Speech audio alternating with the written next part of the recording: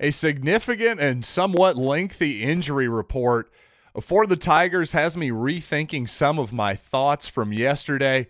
Plus, Missouri basketball grabs a South Carolina hooper from the clutches of the Gamecocks. So let's talk about that and more coming up right now on Locked On Mizzou. You are Locked On Mizzou, your daily podcast on the Missouri Tigers. Part of the Locked On Podcast Network, your team every day.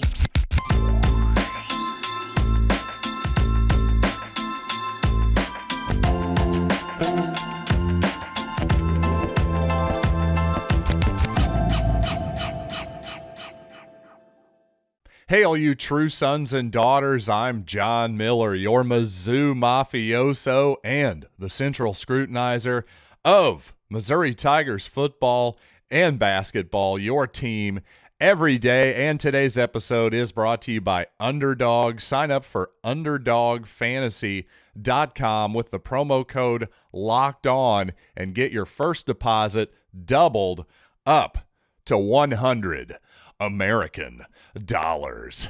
And I gotta say, this injury report for Missouri has me a little bit shook, as the kids like to say, because yesterday on my crossover episode, thanks to Brandon Olson of Locked On Gators, by the way, for hosting that and doing the heavy lifting, by the way, had a good time with him. But I tell you, I picked Mizzou on that program to win 23-20 yesterday. And I got to say, are you all going to allow me a bit of a qualifier here? I will stick with that prediction, a 3-point Missouri victory, if Dominic Lovett plays in the ball game.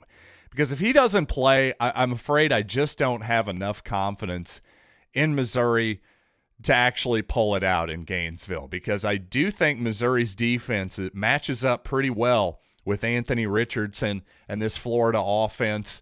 But I just am not sure that Missouri's going to be able to score enough, despite the Gators' obvious questions on defense that they have, I should say. I'm just not confident enough in Missouri to be able to score enough points without Lovett to win the ball game. So again, let's get to that injury report. Probable Luther Burden III. We feel like he's probably going to play. Questionable, though, not only is Dominic Lovett on there, Chris Abrams-Drain, who missed the second half of that, most of it anyway, of that Georgia ball game last week. He's still questionable as well. Chad Bailey, also questionable. And by the way, on his radio show, Eli Drinkwitz said that he's not holding his breath. That's a quote on Bailey. So not sounding very good for him. Good news is I really thought once again that Damian Wilson held up pretty nicely in Bailey's absence this week. So obviously, while certainly I would like to have Chad Bailey back in the fold, I'm not totally panicked on that one yet. Barrett Bannister also popped up as questionable. Not sure when he got hurt, if that happened in the Georgia game or in practice, because, well, how would we know? Missouri never tells us anything. But again, an important part of the offense there, but at the same time, I think if you're Missouri, this is something I was talking about all week. I think Missouri needs to get Mookie Cooper more involved, especially when I went back and rewatched that Georgia game from a different angle, from my end zone angle. It just really felt like Cooper was getting open. We obviously saw the big explosive play he got from Brady Cook. Hey, that was fantastic. Great play by Cooper, but I think there was even a little bit more meat on that bone, if you will, because there were several times down the field where Cooper found himself getting open, matched up against, linebackers, safeties, that type of deal. You can only put so much attention on Lovett, on Luther Burden, and you can only do so much with those guys in the slot, especially if you're going to have to use a significant defensive resource. If you're going to have to use a bunch of defensive capital, to use an economic term, if you're going to use a bunch of that on Dominic Lovett in the slot, well, Mookie Cooper should, again, be able to find some success. He's a talented guy. We all know that. So bottom line is, while objectively this is kind of a tough spot for Missouri coming off an emotional game at Faurot Field, early kickoff, but perhaps the Gators will maybe be lacking somewhat of motivation. You already heard one of their players saying that, boy, it sure was a bummer that we lost to Missouri last year. That's not supposed to happen. Somebody should perhaps alert that young man that Missouri actually leading the all-time series with the Gators 6-5. But you know what? I just can't quite go there once again. If Dominic Lovett's out, I think Missouri then loses this ball game 20-13. I will actually take 10 points off the board. I think it's that big of a deal. So Missouri wins this ball game 23-20 if Lovett plays, and if he's anywhere near 100%, I'll still stick with the Tigers. But if he doesn't play, I just don't see that happening, and I'll say Missouri barely covers this ball game. It's an 11-point spread over at betonline.net. I'll say Missouri barely covers, losing 20-13. Now, if Mookie Cooper does have to slide over and play the slot in this ball game, well, that means that the only backup to Luther Burden and Towski Dove right now on the outside is Mekhi Miller, the true freshman. And Miller's definitely had his moments. I think he's obviously a talented guy. It's a little bit concerning. Well, for one thing, that means he's definitely going to play if that scenario unfolds. It's another reason why Lovett's absence is a big deal, because we know that Eli Drinkwitz doesn't want to play Luther Burden 60 to 70 snaps on the outside. It's going to be more like 45 or 50 perhaps if current trends hold. So that means Miller's going to be out there. So it'll be interesting to see if that young man maybe will have his moment to shine. And also a guy who I think a lot of people expected to make some noise on the outside this coming season, especially after a strong showing in the spring game, was Chance Luper, of course, son of Missouri's running backs coach Curtis Luper. This week, Eli Drinkwitz said that Chance has not yet been cleared for contact. So this was right about the time where you thought maybe Chance would be getting back into the swing of things. Obviously not yet. If he's not cleared for contact, clearly that's not the case yet. And also Drinkwitz said that his doctors say he's still a while away from playing. So that's concerning. I just want to say, just give obviously all my best wishes out to Chance Luper. Hope he gets healthy as soon as can possibly be expected. That's all I can say. Don't have any other information than that.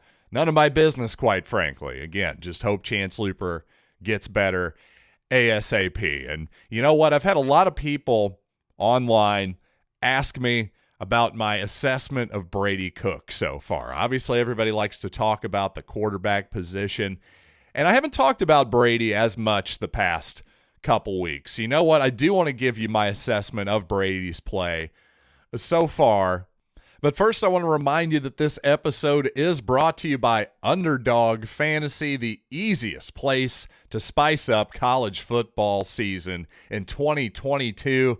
Indeed, so easy to get started. Just a great way to juice the fun while watching your favorite team play. For instance, guess what? I am going to take Anthony Richardson, yes, the Florida Gators quarterback. I'm going to take him lower than 200.5 passing yards against Missouri.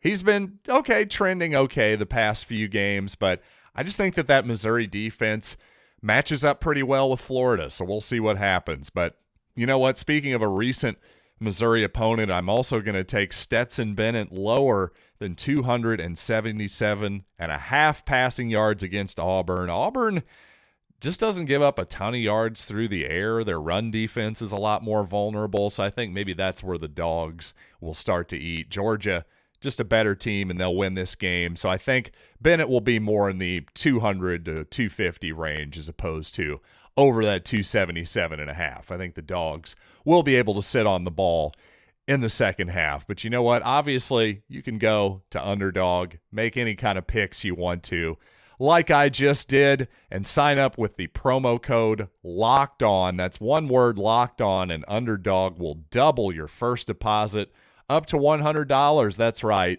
Deposit $100.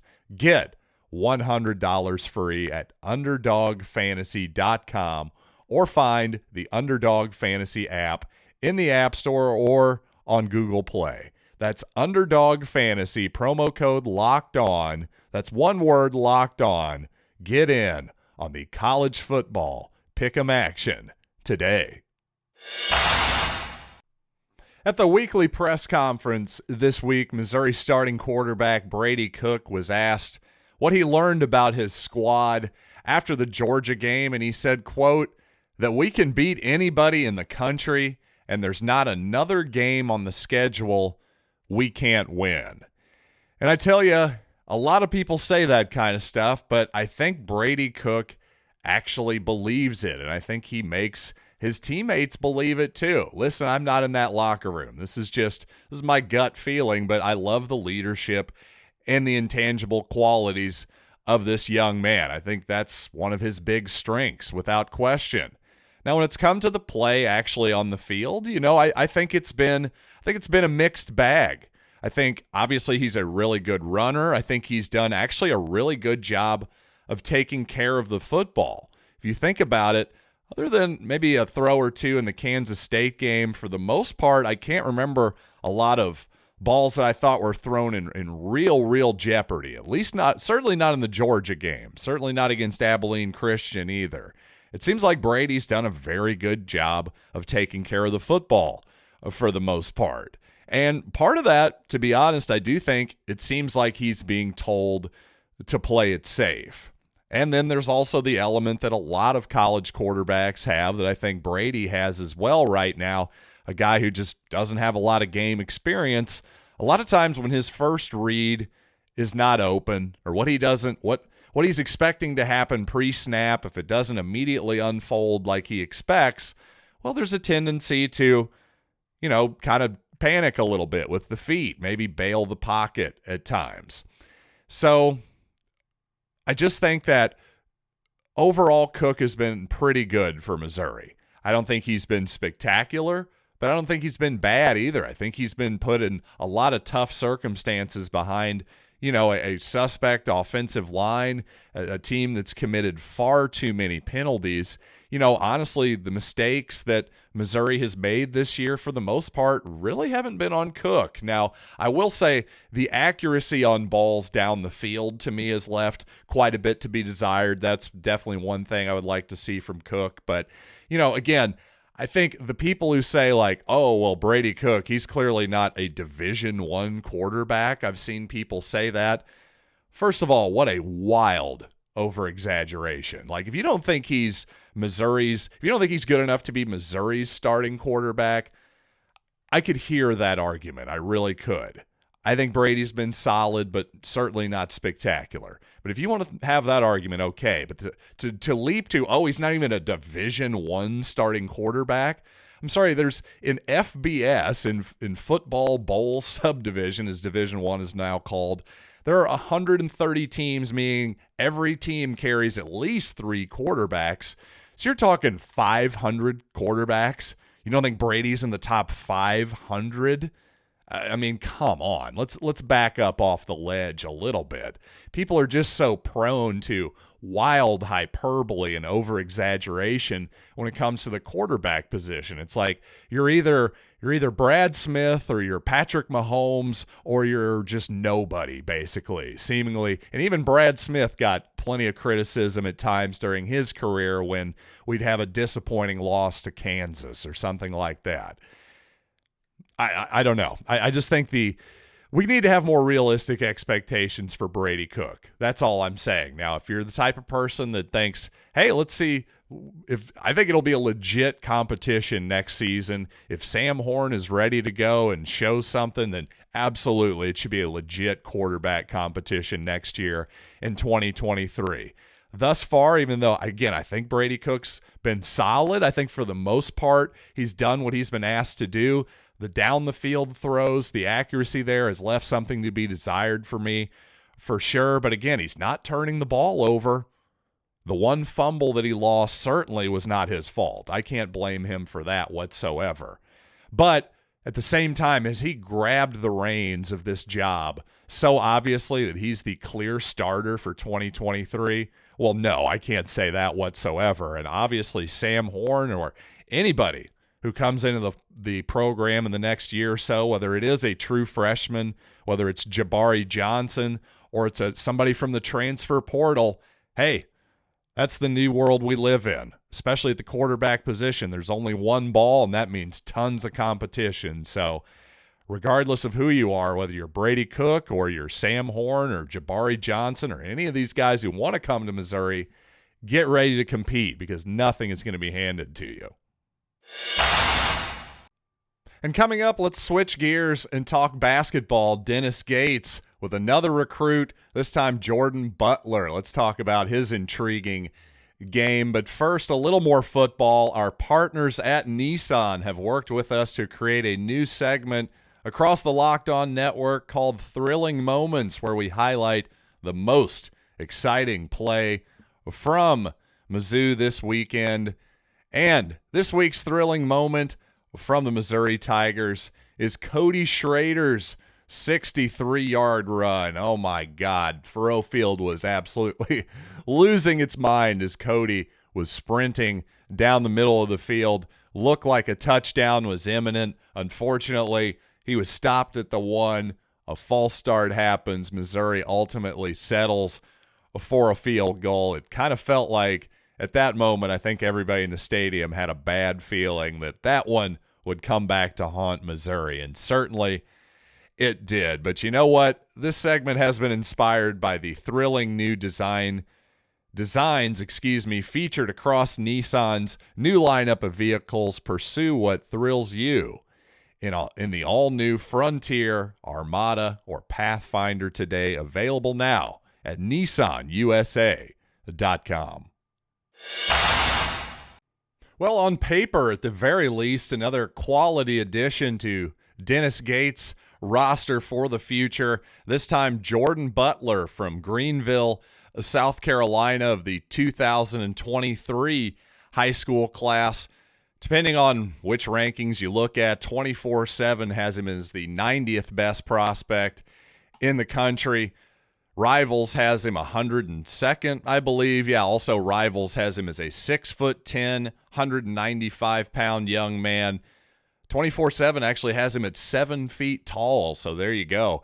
Obviously a guy it seems pretty obvious that he must have had a growth spurt fairly recently, right? Because if you just look at Rivals.com, his profile has just suddenly shot up, almost seemingly overnight this past summer. And a guy who's, again, if your profile's coming up that quickly in a home state like that, you'd think that the home state Gamecocks would be able to get him. But nope, Dennis Gates and company nabs the guy. And I'm impressed because this is the type of player that definitely fits what Dennis Gates is trying to do. He just keeps getting lengthier and lengthier and lengthier players, longer and longer and longer players. I may have just invented a new word there, but you know what? We're going to go with it because I think it actually describes quite well what Dennis Gates is trying to do. For the millionth time, he's trying to get a bunch of, at least defensively, he's trying to get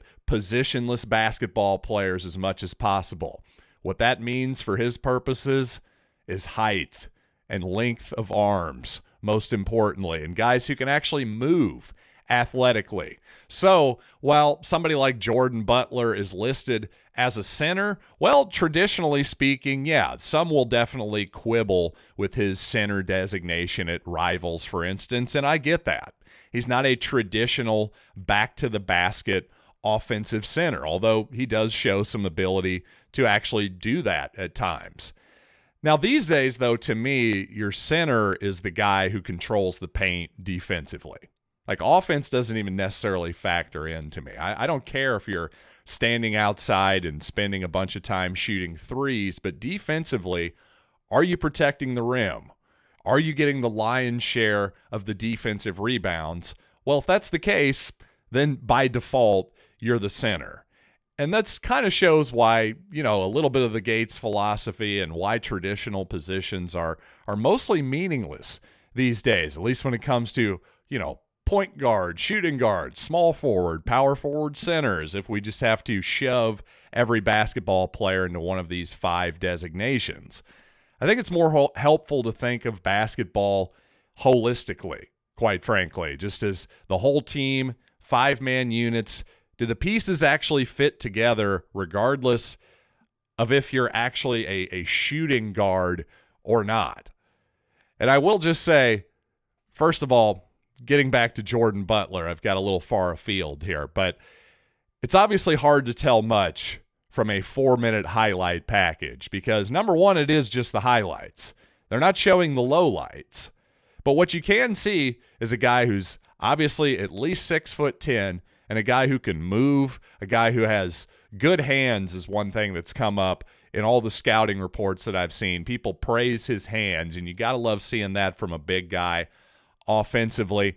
But while he is able to post up what seems to be, guys who are 6'2" or 3 a lot, let's face it, he's playing high school basketball here.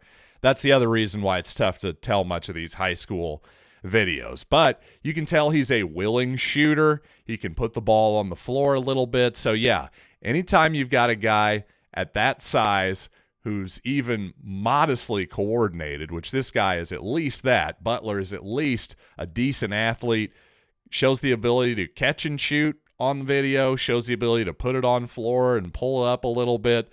So an intriguing prospect. And one thing I said on Twitter today that I agreed with wholeheartedly, this was somebody else's thought, like, can we stop comparing every 6'10" or 7 foot, skinny guy who can shoot a little bit to Kevin Durant? Can we please stop doing this? So I promise I will not insult your intelligence by comparing Jordan Butler to Kevin Durant, but he definitely has sort of a little bit of that modern day, tallish guy who can actually have some skills as opposed to just being a big stiff in the paint. That's for sure. That is not who Jordan Butler is at all. He's not just some big guy in the paint who's going to take up space. This guy has got some skills, and certainly he's going to have to grow into his body a little bit. That much is obvious, but give him some time. He's a really, really intriguing prospect, I would say. One of many that Dennis Gates has seemingly gotten already. And that'll do it for this edition of Locked On Mizzou. Definitely look for my quick reaction on whatever feed you prefer, whether it's YouTube, Apple Podcasts, Spotify. I'll have you covered with a quick post-game reaction tomorrow after the Florida game. So check that out. Again, LockedOnMizzou.com for all your links. And also be sure to check out Chris Gordy, Locked On SEC. Make him your second listen today.